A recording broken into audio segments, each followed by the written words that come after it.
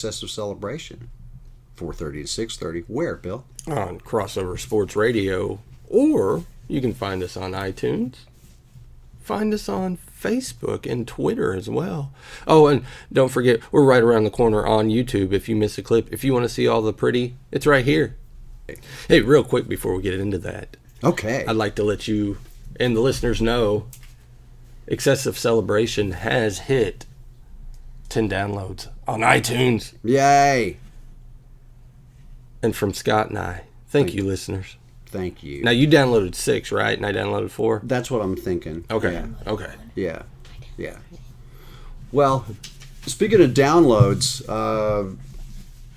Baylor kind of downloaded all over themselves in the second half of that game the other day. It was the greatest comeback in Oklahoma history.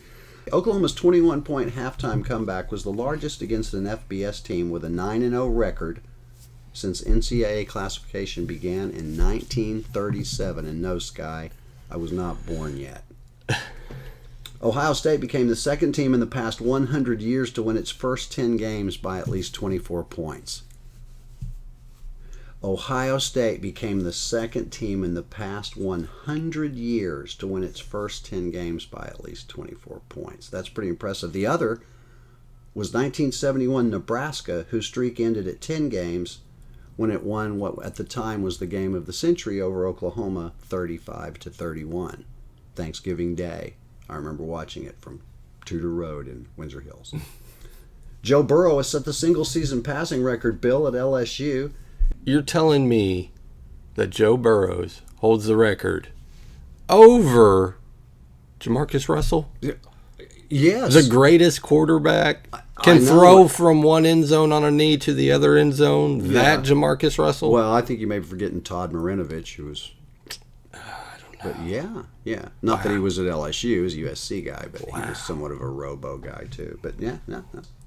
Georgia allowed its first rushing touchdown of the year in the 21-14 win over Auburn. Tell me that's not pretty impressive. How dare they? A scramble touchdown by Bo Nix in the fourth quarter was the first rushing TD allowed in more than 39 quarters. Since the start of the Big Six Conference in 1928. Were you born then? No, I was not. Let me think about it. No. In 1928, Matt Campbell is the first coach in Iowa State history to beat every other team in the conference the Cyclones play in.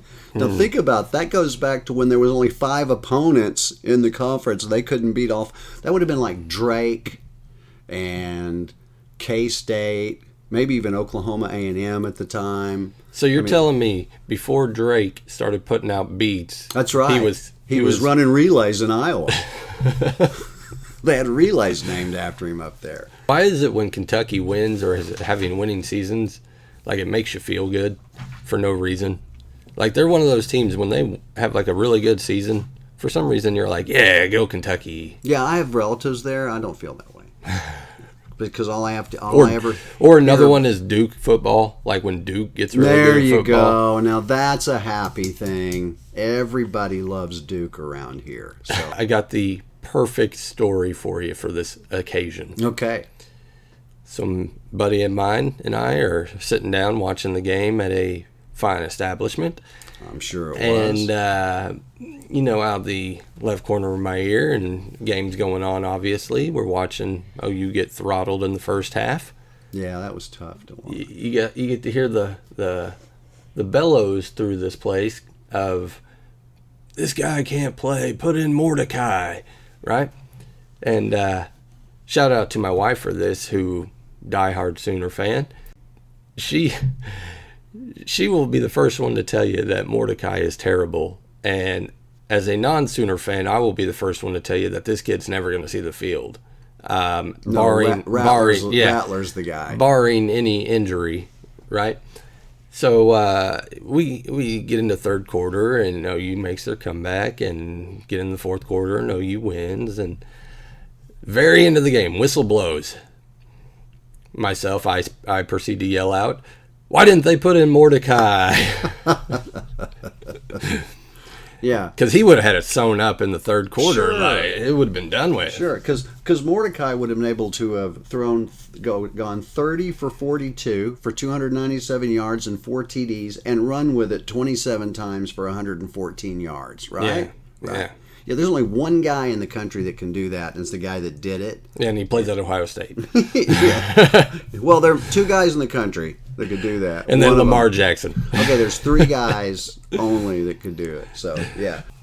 You're listening to Excessive Celebration on Crossover Sports Radio, reminding you, never give up.